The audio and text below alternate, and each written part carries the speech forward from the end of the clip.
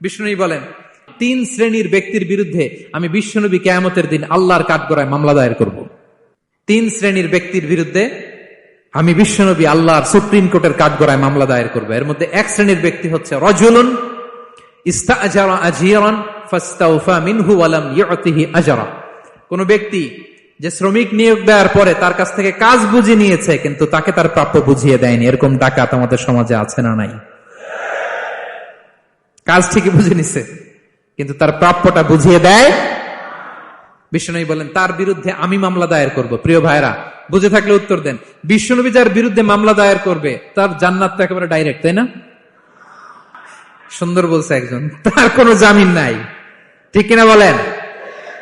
বিশ্বনবী যার বিরুদ্ধে মামলা দায়ের করেছে তার জান্নাতে যাওয়া তো দূর কি বাত, সে জান্নাতের ঘ্রাণও তার নাকে ঢুকবে না। চিল্লায় বলেন ঠিক কিনা?